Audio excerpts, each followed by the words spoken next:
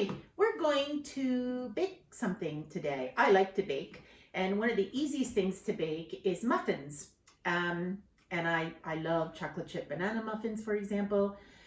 But today we're going to make some muffins that are a little bit healthier, and they are raisin carrot muffins. If you go to the website on the document, you'll be able to find the recipe for it. So I'm going to tell you what you need first off. Okay, so you're going to need flour, just all-purpose flour is good, and sugar. And you're going to need ginger. If you don't have ginger, you can leave it out, but it does give it a nice flavor, just a little bit to flavor. You're going to need some ground cinnamon, just a little bit, also for flavor. Baking powder. And for the fruits that will go in it, we're going to have some shredded carrots. Now, this is half a cup of shredded carrots, and I use this shredder. This is just my grater, okay? And I use the big holes to shred the carrot. So I did that earlier. You're going to need some nuts, and these are pecans. I use my pecan chips. You can just chop nuts. I just like them fine. I like them little, so I use the pecans, or walnuts are good.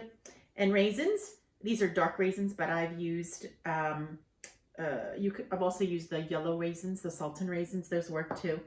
You're going to need 2 eggs and melted butter. I melted this ahead of time, and now it's just getting to room temperature. You don't want it to be hot. And you also need 8 ounces of the crushed pineapple. You're going to use everything in the can. You're going to use the juice also, so don't drain it, okay? We're just going to open it and put it right in.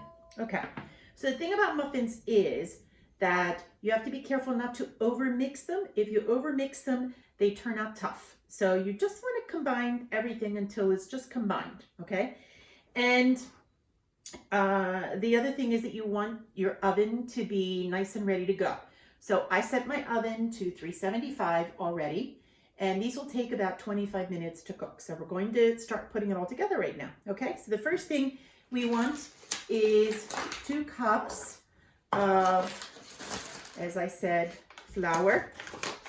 And we want just all-purpose flour. You want 2 cups of it. And if you use the kind of flour that is that already has the baking powder, the self-rising flour in it, then you're not going to use the baking powder in this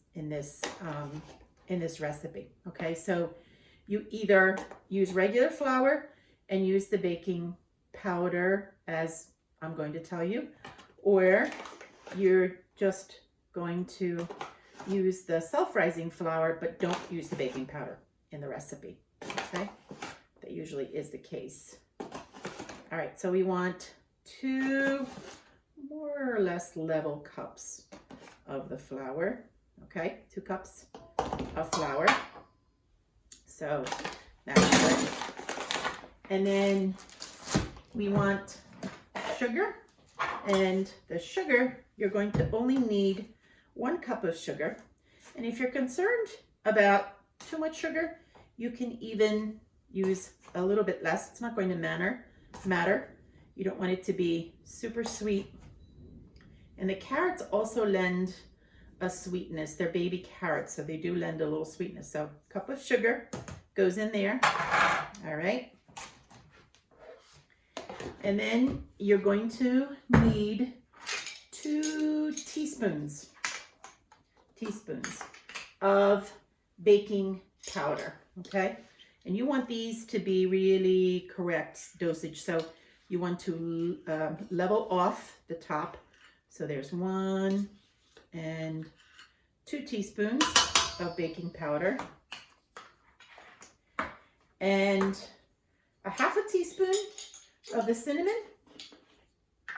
I like cinnamon. It gives it a nice flavor. So half a teaspoon of the cinnamon. And now you're going to use the ginger, and we want half of that for ginger. So we want a 1/4 teaspoon of ginger. This gives it a nice flavor. Okay, so 1/4 teaspoon of ginger is there.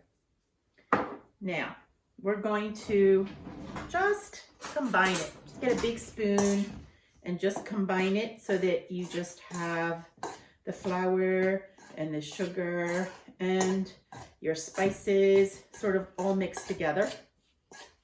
You don't have to combine it an awful lot, but just so that you don't have a glob of cinnamon sitting somewhere, right? Okay, you're going to combine it. And now you're going to stir in the carrots. So this is half a cup of shredded, I use baby carrots, but any carrots will work. I think the baby carrots are just more tender. I have also half a cup of everything. Half a cup of the nuts. You can use, as I said, walnuts, or mine are pecans. And this is my raisins, half a cup of raisins. And I am going to stir all that up. And what that does too with the raisins, sometimes raisins and the carrots and the nuts, they stick together. So by stirring them into the flour, you're going to make sure that they don't all fall to the bottom of your little cakes, that they're going to be evenly distributed throughout the cake. Okay, now we're almost finished here with what we need.